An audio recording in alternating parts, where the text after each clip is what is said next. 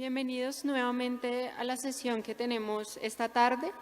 Esperamos hayan disfrutado de un delicioso almuerzo. Continuando con nuestra agenda del Foro de Mejoramiento Empresarial, les damos la bienvenida a Luis Carlos Bravo, director de Executive Education y profesor del Departamento de Finanzas y Control del INALDE Business School, que nos hablará sobre la toma de decisiones en entornos inciertos.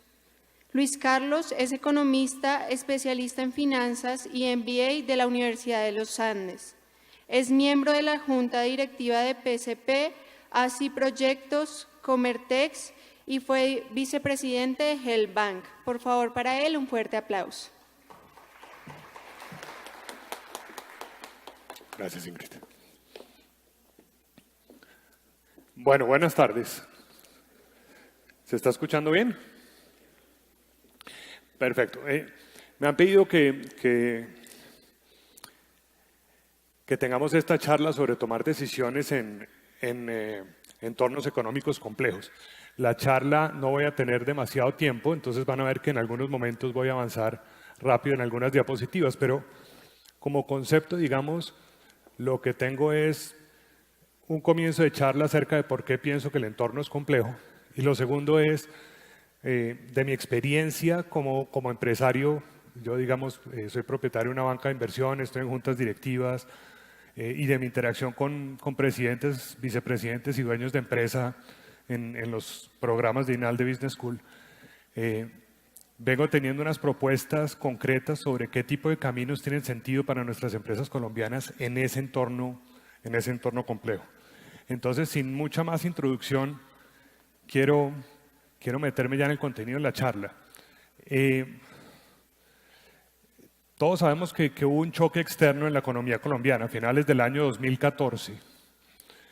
Se cayeron los precios del petróleo y es algo bastante interesante, porque en ese momento el país como tal se había acostumbrado a vivir del petróleo. Nos habíamos vuelto dependientes, en este caso del petróleo y del carbón. Y la caída del precio del petróleo vino acompañada por la caída en precios de commodities. Ese gráfico muestra la cantidad de exportaciones que dependían del sector petrolero y del sector carbón en Colombia. Si ustedes se imaginan la caída en los precios, evidentemente es como si sus productos cayeran de precio, ¿verdad? Automáticamente los ingresos del país se reducen. Estas son las exportaciones totales de oil and gas, la cifra de arriba, y las de abajo son las exportaciones, la de arriba es el total de exportaciones y la de abajo son las exportaciones de oil and gas. Si ustedes se ven, se estaban moviendo básicamente de manera idéntica. El país estaba viviendo de exportar petróleo y gas. Y al caer el precio del petróleo, evidentemente se nos cayeron nuestros ingresos. Si quieren pensar en una familia, es básicamente como si nos hubiéramos ganado la lotería y un día se nos hubiera acabado la plata. O en una empresa es como si nuestros clientes de un momento a otro, en vez de pagarnos $100, hubieran decidido pagarnos $40 por nuestro producto. Evidentemente el golpe es muy fuerte. La balanza comercial que mide los ingresos por exportaciones y las salidas de dólares por exportaciones, pues se derrumbó. Y la cuenta corriente, que es como la cuenta bancaria del país, los ingresos en dólares menos las salidas en dólares por actividades de exportación, de importación de bienes y servicios, entró en déficit. Y de un momento a otro pasamos a ser un país que gastaba más de lo que recibía, como una familia. ¿No es cierto? Se nos acabó el baloto y empezamos a gastar como país más de lo que recibíamos. Ese fue el primer impacto de la caída en los precios del petróleo. Pero adicionalmente, si uno mira la inversión extranjera directa, es decir, cuánta plata llegaba al país de inversionistas que buscaran hacer negocios y quedarse. La inversión extranjera directa en un 40% tenía destino petrolero y minero y también se cayó. Se cayó fuerte en el año 2015, en el año 2016 ustedes ven un signo de interrogación porque no cayó, creció. Pero creció por el efecto de la venta de Isagen. Es decir, esta familia que se quedó sin el baloto que ya no estaba logrando generar ingresos, decidió vender uno de sus activos. Decidió vender uno de sus activos para tratar de compensar la falta de ingresos. Si se quita el efecto de Isagen, la inversión extranjera en realidad cayó también. Y entonces tenemos un segundo efecto. Cayeron los precios del petróleo y entonces nos quedamos con menos dólares por exportaciones y con menos dólares por inversionistas. Y vino un tercer efecto. Ese gráfico muestra los ingresos fiscales por el petróleo. Y si ustedes se dan cuenta, a la izquierda está como porcentaje del total de los ingresos y a la derecha como porcentaje del PIB. Los ingresos que recibía el gobierno del negocio petrolero cayeron prácticamente a cero, habiendo estado en el 20% del total de la plata que recibía el gobierno. Entonces, evidentemente, pues la caída en los precios del petróleo generó también un problema grave en las cuentas del gobierno nacional, un déficit muy complicado de manejar. Estas son la proyección de ingresos y gastos del gobierno nacional, en donde básicamente se ve el total del déficit llegando a 4.7, 4.3%. Esos son los tres grandes efectos que recibió la economía con un solo golpe. Se cayeron los precios del petróleo. Desafortunadamente estábamos acostumbrándonos a vivir de vender petróleo, no hay mucho más. Y se cayeron las divisas por exportaciones, los dólares por exportaciones, se cayeron los dólares por inversión extranjera y el gobierno entró en déficit. Si no hay dólares, el dólar se vuelve escaso, y si el dólar se vuelve escaso, se vuelve caro. El dólar al que nos habíamos acostumbrado era del orden de 1.800 pesos y se puso por los lados de 3.000 pesos. Es un efecto bastante evidente. La falta de dólares generó devaluación. Y la devaluación, lo vivimos también, que es la curva de la derecha, se trasladó a los precios de la economía, que es la curva de la izquierda. Y en un momento dado, los bienes importados se encarecieron y empezamos todos a ver que todo estaba más caro. Entonces, en los años 2015 y 2016, la inflación, que es la línea azul, se salió de control. Se salió de control. La banda que tiene definida el Banco de la República, el Banco Central, está entre 2 y 4, y la inflación llegó a estar en el doble del máximo, ¿no? Llegó a estar en el 8%, lo cual evidentemente preocupó al Banco de la República. Y entonces seguimos, ¿no? Este cuadrito es bastante fácil de leer. Se cayeron los precios del petróleo, nos quedamos sin dólares por exportar petróleo, nos quedamos sin dólares por inversionistas petroleros. La tasa de cambio entonces se subió, el dólar se puso caro porque estaba escaso, y eso generó precios más altos en la economía. Y por otro lado, el gobierno se quedó con menos plata, con un hueco fiscal. Y aquí viene el ajuste, ¿Qué pasó? Bueno, pues por un lado, el Banco de la República, que tiene como misión, entre otras cosas, controlar la inflación, se preocupó mucho de ver que la inflación estaba llegando al 8% y decidió que era hora de actuar agresivamente y subió las tasas de interés. ¿No es cierto? La tasa DTF, que alcanzó a estar por los lados del 4%, llegó al 7%. Ustedes como empresarios lo deben haber vivido seguramente. Del 4 al 7% no es un aumento de 3 puntos, es un 75% de aumento. Es un 75% de aumento. Y en los estados financieros de nuestras empresas se empezó a sentir que el endeudamiento se estaba volviendo inmanejable, se estaba volviendo realmente difícil de manejar, pero también en las tarjetas de crédito de los individuos.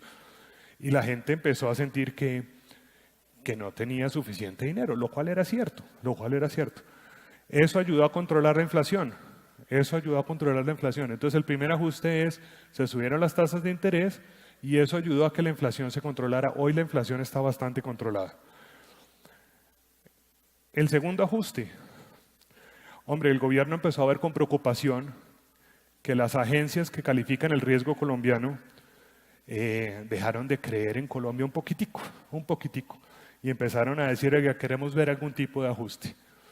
Y vino la famosa reforma tributaria a diciembre del año pasado. Estábamos todos preocupados y el primer trimestre de este año muchas empresas vieron que sus ingresos cayeron por el aumento del IVA al 19%.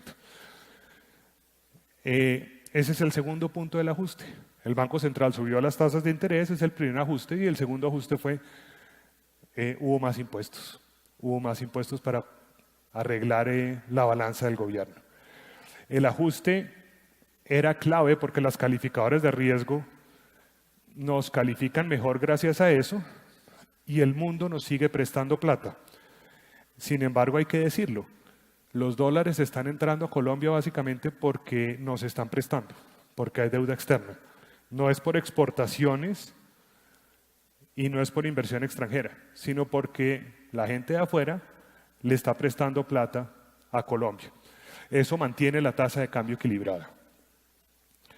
Y el último punto, si las tasas de interés suben, si los aumentos de impuestos vienen, pues el Producto Interno Bruto sufre. Y estamos básicamente viviendo eso.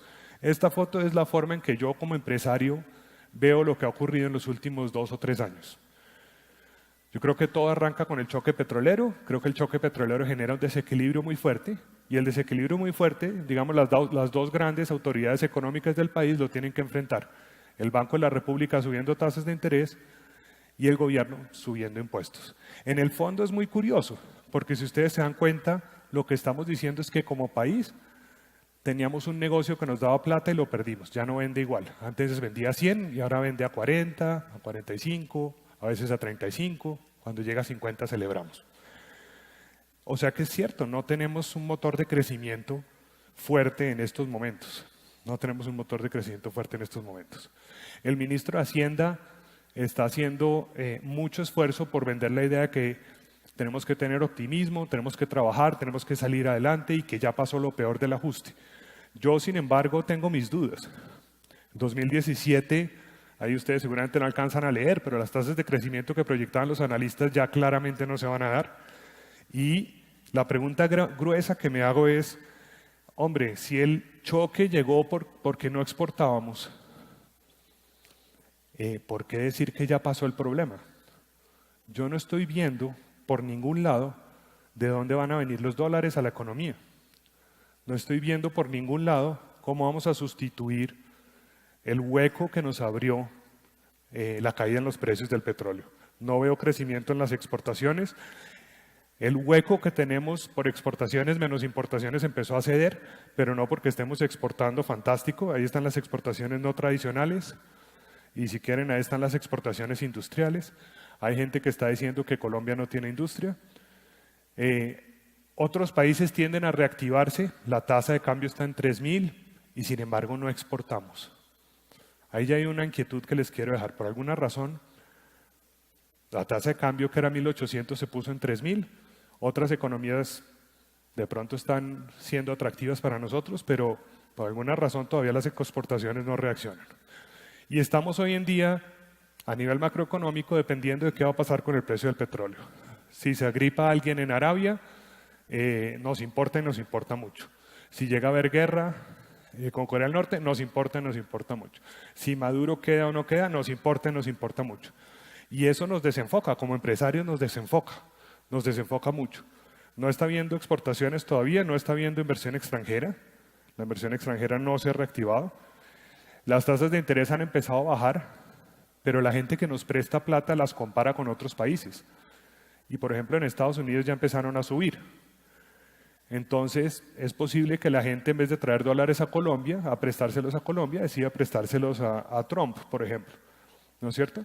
El Banco de la República ha tratado de no frenar mucho la economía, pero Estados Unidos ya está subiendo las tasas de interés.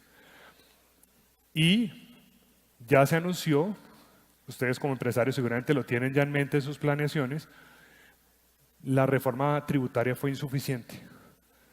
Vamos a necesitar otra. Más o menos desde el 90 hasta hoy ha habido una reforma cada 2 años. Entonces mantenemos al estilo Nairo Quintana un promedio regular y dentro de un año debería haber en el año 2018 al final o en el 2019 una reforma tributaria que compense lo que no alcanzó a compensar esta. Ese es el escenario de incertidumbre mezclado con cosas como la paz. Si quieren me devuelvo. Este es el escenario de incertidumbre. Este es el escenario de incertidumbre. Yo no veo hoy que tengamos claro el panorama hacia futuro. Y a eso agréguenle que no sabemos qué puede pasar con la paz o qué puede pasar con las elecciones próximas, o qué puede pasar con el precio del petróleo o con el entorno internacional. Pero además un segundo factor de incertidumbre. Estuve buscando, esto está en Google, ¿no? Estuve buscando los acuerdos de libre comercio que anuncia Colombia. Y les cuento que Colombia tiene hoy acuerdo de libre comercio con México y también con Estados Unidos. También con Honduras y con Nicaragua con Honduras, con El Salvador y con Guatemala. También con los países de la CAN, donde no está Venezuela, o sea, con Ecuador, con Perú, con Bolivia, con los países del Caribe, con el CARICOM. Tenemos acuerdos de libre comercio firmados, estos son acuerdos suscritos, ¿no es cierto?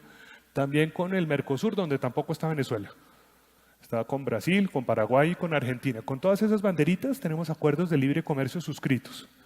Con Chile, con Canadá. Los tres que vienen son divinos. Tenemos acuerdo de libre comercio con Venezuela, con Cuba y con Nicaragua. Tenemos acuerdos de libre comercio, casi que se queda el mapa sin dónde poner banderitas, ¿no es cierto? Y Europa entera, con la Comunidad Económica Europea, tenemos acuerdo de libre comercio. Y, por si alguien tiene dudas, con los países del EFTA, o sea, tenemos acuerdo de libre comercio con un país que se llama Liechtenstein. No sé si alguna vez ustedes como empresarios han contemplado la posibilidad de exportar a Liechtenstein. Podríamos sin arancel, ¿no es cierto? Tenemos un acuerdo de libre comercio con Costa Rica y ya llegó Corea del Sur, es posible que venga Israel y es posible que vengan más. Para mí, esto es fundamental para todos los que hacemos negocios. Para todos los empresarios que se forman en el INALDE, tengo el mismo mensaje. Para todos los que son clientes míos en la banca de inversión, tengo el mismo mensaje. Para las juntas directivas en donde estoy, tengo el mismo mensaje. Hoy la decisión de competir con el planeta ya no es nuestra. Hasta hace poco nosotros podíamos decir, hey, ¿vamos a Perú, sí o no? ¿Suena o no suena? Hoy Perú está aquí. Hoy el mundo se nos metió aquí. El mundo está en nuestro mercado. Y la pregunta que tenemos que hacernos como empresarios es cómo vamos a reaccionar ante eso, porque la necesidad de ser competitivos ya es una realidad y cada vez va a ser más fuerte. La mayoría de estos acuerdos de libre comercio se firmaron después del 2009 y tienen unas cláusulas arancelarias que desgravan parcialmente las importaciones. Es decir, cada año que pasa, los impuestos que pagan esas importaciones son menores. Y cada vez, seguramente lo han sentido ustedes, vienen más dificultades para vender y más dificultades para hacer ganancias en cada venta. Los márgenes de utilidad se reducen. Entonces tenemos dos efectos mezclados. Tenemos una incertidumbre por factores de corto plazo, pero tenemos una incertidumbre por factores de largo plazo. Nos están retando, señores. A nuestras empresas las están retando. Y esto no es, digamos, algo que pueda ocurrir, es algo que ya ocurrió, que está aquí. Y la pregunta es, ¿qué vamos a hacer? Y es el objetivo de mi charla, de lo que queda de tiempo de mi charla. Y les quiero contar un cortocircuito que me ocurre cuando estoy, por ejemplo, en juntas directivas. Cuando me dicen, no, es que el año ha sido difícil porque la economía está difícil. Yo digo, oye, espérate un momento, porque si me explicas el mal resultado de este año con el entorno, quiere decir que el año pasado el buen resultado fue porque el entorno estaba bien, no porque trabajamos bien. Y ahí sí me preocupo, porque entonces no se trata de gerenciar la empresa, sino de orar. Oremos para que el entorno mejore y así nos va a ir bien. Y entonces, un poco el objetivo de esta charla es que nos sacudamos. El entorno es incierto y la competencia va a ser cada vez más intensa.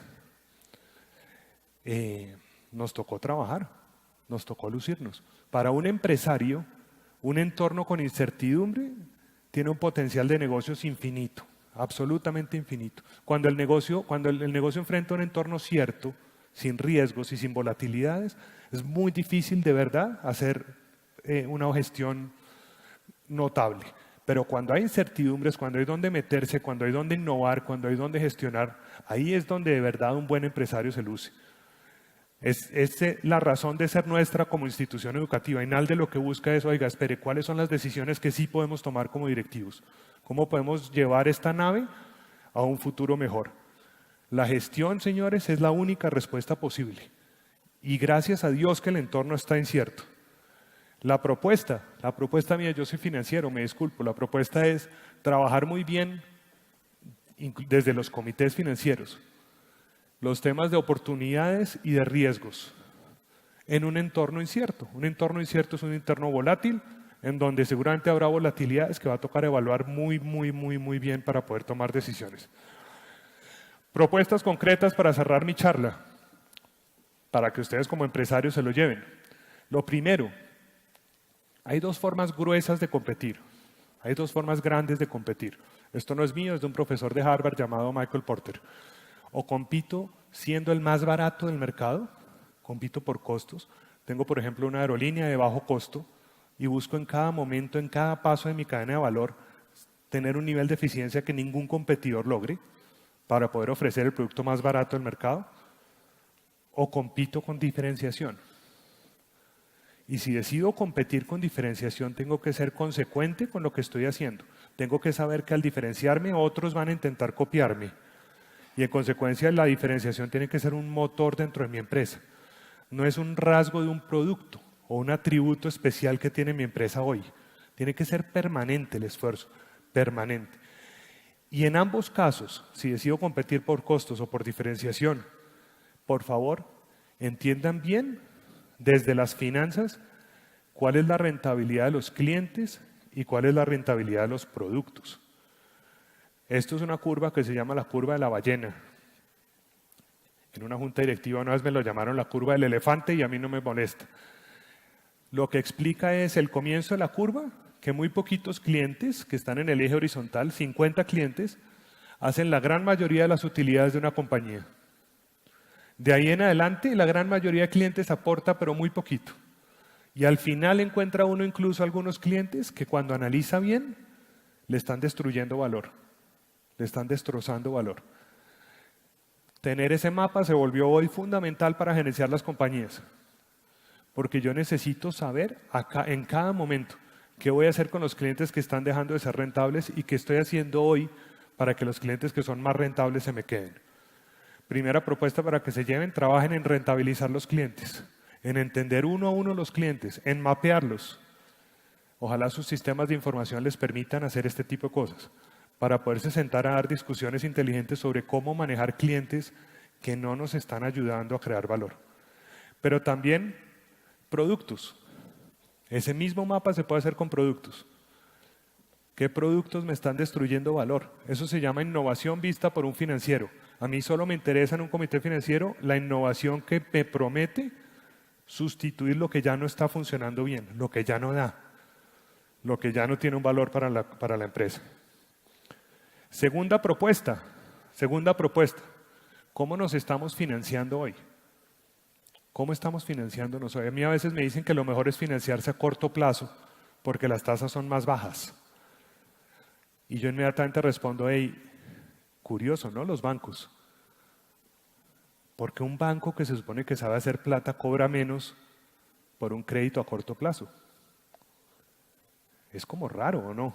Es más, ¿quién será el ridículo que se pone a financiarse en el largo plazo?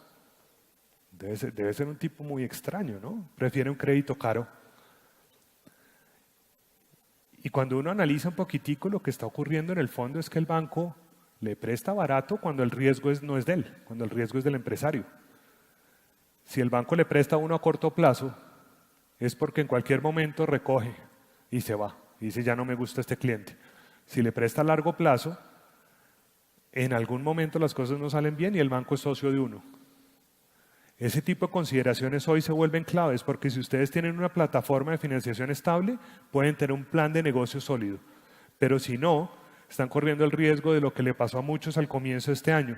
Se cayó en el primer trimestre el nivel de ventas y los bancos los llamaron a decirles que mejor no les renovaban los cupos. Y se profundiza el riesgo del negocio. Un negocio que ya de por sí puede ser riesgoso, lo duplicamos el riesgo por no tener plataformas de financiación más estables. Lo mismo la tasa. ¿Debería yo financiarme con una tasa de interés variable o con inflación? Si me financio con una tasa variable, el día en que haya inflación, el Banco de la República va a subir las tasas y me puedo embolatar. Si me trato de financiar con inflación, el día en que haya inflación, el Banco de la República me va a ayudar a bajarla. Tengo un aliado estratégico llamado el Banco de la República. Dependiendo de eso, yo puedo escoger el tipo de tasa, ¿no es cierto? Cuiden los límites de la deuda. Sepan cuánta deuda es aceptable para ustedes y cuánto no. He visto empresarios que al comienzo del año entraron en endeudamientos muy inviables, por no haber cuidado el límite de la tasa de endeudamiento.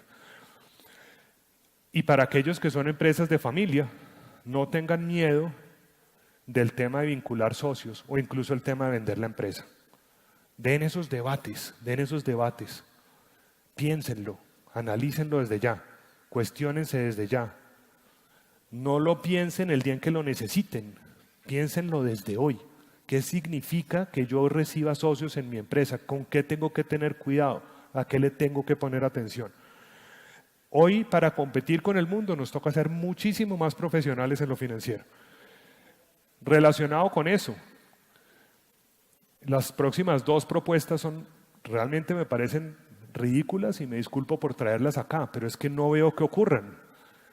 ¿Por qué pensamos que nuestro negocio debe ser solo en Colombia? ¿Por qué tenemos tanto patrimonio concentrado solo en Colombia? ¿Qué pasa si a nuestro negocio le metemos un componente mucho más agresivo de exportaciones? Si hay una devaluación, nos alegramos. Estamos cubiertos de alguna manera. ¿Cómo hacemos para mitigar el riesgo de la tasa de cambio si tenemos todos los negocios en Colombia? Es más, si solo somos importadores, si por ejemplo importamos tecnología, llega a haber una devaluación y nos golpea duro, salvajemente. ¿Qué podemos hacer para estar en otros países? ¿No es cierto? ¿Dónde están jugando esos otros países? Nuestros competidores, ¿en qué otros países están jugando? ¿Tiene sentido que invirtamos en otros países, que nos expandamos en la región? Hace poco en un negocio de tecnología bastante normal, una alumna mía se me acercó en un break, me dijo: Luis Carlos, le puse atención a lo suyo, estoy abriendo Chile. Y me preocupé, le dije, bueno, hay que abrirlo, pero cuénteme cómo lo está haciendo. Me dijo, no, es que yo, sin darme cuenta, yo ya tengo amigos en muchos países. Y tengo en particular a alguien que quiere consorciarse conmigo en Chile, le quiero mostrar el modelo que estamos usando. Y tomó la decisión de intentar Chile y de apostar una plata. Y me dijo, yo de pronto pierdo esa plata, pero si funciona voy a tener una empresa igual que la de Colombia en Chile. Y yo creo que puede funcionar. Ese tipo de lógicas nos cuesta trabajo a veces. Yo le ayudé a la gente de Papas Margarita a vender una empresa del grupo que se llama Rapipapa. El día en que cerramos el negocio, el señor me dijo, oiga, increíble, el comprador, que es McCain Foods, Papas McCain, lo fundaron el mismo año de Papas Margarita. Y hoy es el líder mundial en papas a la francesa. Y hoy Papas Margarita es el líder único e indiscutible en el mercado colombiano. Y me dijo, lo que pasa es que a mí me enseñaron que de aquí para allá no, porque eso es Perú. Y de aquí para allá no, eso es Venezuela. De aquí para allá no, eso es Ecuador. Y hay que romper un poquito con eso. Las propuestas 3 y 4 que les caigo es, rétense. ¿Cómo van a hacer ustedes para que su negocio no esté solo en Colombia? ¿Cómo van a hacer ustedes para aprovechar que la tasa de cambio está en 3.000 y podría incluso subir más? La propuesta 5. Uno no es bueno para todo ni tiene plata para todo. Rétense en términos de estructurar negocios. Busquen si hay forma de hacer consorcios, joint ventures, alianzas estratégicas, en donde el aliado tenga lo que ustedes no tienen. Si ustedes quieren entrar a un mercado y no saben cómo entrar al mercado, busquen un aliado que sepa eso. Seguro ustedes tienen el producto, pero él tiene el mercado. Si ustedes ya tienen el mercado, ya tienen el producto, pero no tienen la fortaleza financiera o sienten que no tienen la capacidad de gestión o la capacidad de seguimiento, busquen eso. O si quieren alguien que tenga un canal de distribución para buscar ventas cruzadas, busquen eso. Tengan muy claro en qué son buenos y en qué no. Y compleméntenlo. Puede ser con una alianza estratégica, puede ser con un nuevo vehículo, invirtiendo ambos, puede ser vendiendo una parte de la empresa. pero rétense para fortalecer a la empresa en términos de negocios estructurados. Una propuesta un poco indecente para alguien que es colombiano: cuando el entorno está difícil o riesgoso o es riesgoso, uno no debe quedarse sin liquidez. Uno no debe jugar sin liquidez, por una razón muy simple. Si algo sale mal, si me tropiezo, tengo que tener el tiempo para levantarme, limpiarme las rodillitas y volver a correr. Busquen favorecer la liquidez, y en eso, en el fondo el mensaje es: ¿saben qué? Nadie nos está obligando a crecer. Queremos crecer, que es distinto. Si en un momento dado, durante un año, no crecemos, nadie se va a morir. Pero si vamos a crecer, es crecer bien. No necesitamos la liquidez que recibamos salir corriendo y invertirla en cualquier cosa. Busquen las oportunidades correctas y sean ácidos en los criterios, porque cuando inviertan en algo, se van a tener que quedar ahí y van a estar sacrificando otras oportunidades. Y lo último, el modelo acordeón. Planeen el decrecimiento. Tengan organizaciones flexibles, sean capaces de soñar en grande, trabajen por lograrlo, pero tengan listo la recogida si en algún momento toca hacerla. Monten los negocios así. Por ejemplo, móntenlos por proyecto. Si se acaba el proyecto, se recoge el proyecto, se liquida el proyecto y uno se encoge. Pero si se llenan de fijos, de gastos fijos, de estructuras fijas, recogerse después es mucho más complicado. Y cuando uno está en negocios inciertos, es como cuando uno está surfeando. Ahí vienen las olas. Listo, cuando lleguen las tomamos, pero tenemos que ser flexibles. Dependiendo del tamaño de la ola, tenemos que saber cómo la tomamos. Si uno le apunta a una estructura fija o a un negocio fijo, se empieza a ahorcar. Son las propuestas que les tengo. En el fondo, el cierre, y creo que cumplí con el tiempo, en el fondo el cierre no es muy complicado. Si somos empresarios, tenemos valor cuando hay que tomar decisiones difíciles. Ese es el valor agregado de un directivo: tomar decisiones y saber tomar decisiones. En un entorno incierto es cuando nosotros como empresarios nos podemos lucir. Entonces aprovechemos el entorno incierto para soñar y aprovechemos para competir con todos los juguetes en grande. Como profesionales que somos, cada vez que un colombiano sale a una multinacional, lo elogian porque somos muy buenos. Entonces perdamos el miedo de soñar en grande y de volvernos regionales y de competir con todos los juguetes. Muchas gracias.